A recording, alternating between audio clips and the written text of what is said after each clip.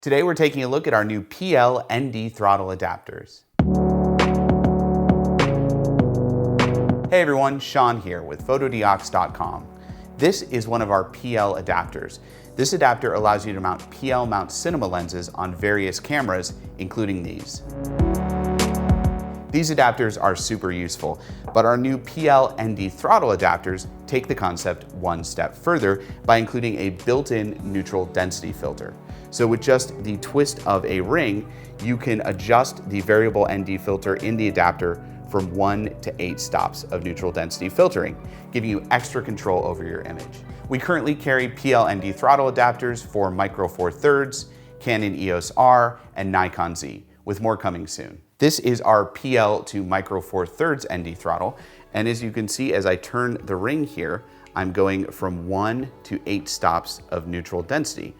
The adapter also has a tripod foot, so if you're using an extra heavy PL lens, you can actually mount your tripod to the tripod foot of the adapter to get better balance between your camera and lens.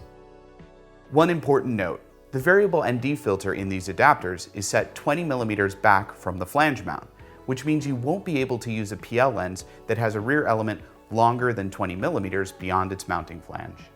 Okay, let's mount this adapter on my Blackmagic Pocket Cinema Camera 4K, and the lens we're gonna use today is this Zeiss 35mm t2.1 compact Cine Prime. Beautiful lens, it's gonna be really fun to shoot with this.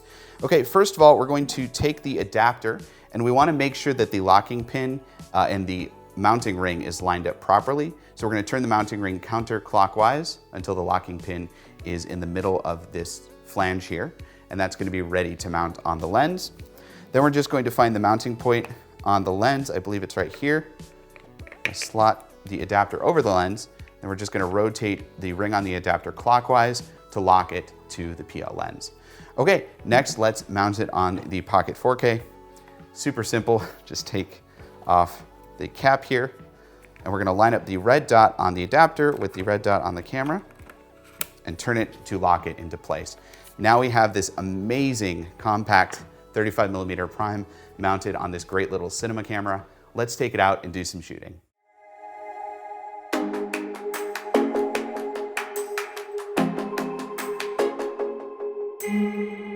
What makes our ND throttle adapters so useful is you have your variable ND filter built right into the adapter itself. You don't have to worry about getting a really large variable ND filter to mount on the front of this big lens. It's built behind the lens, it's right there, it's unobtrusive. You don't have to worry about dust getting on it because it's mounted between the lens and camera.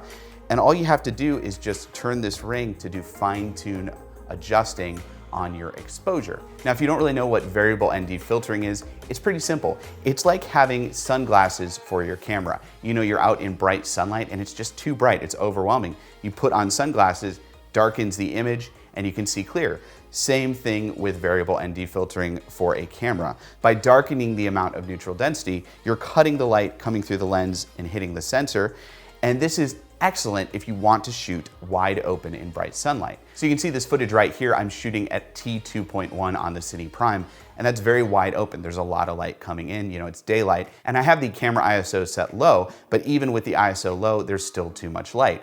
Well, as you can see in this footage, as I crank in the variable ND, I'm cutting the amount of light coming through the lens, and now we're able to shoot wide open in bright sunlight. And this is great if you want to shoot shallow depth of field footage outside, or maybe you're inside, but they're really bright lights. Just crank in the variable ND and you're set, you're ready to go.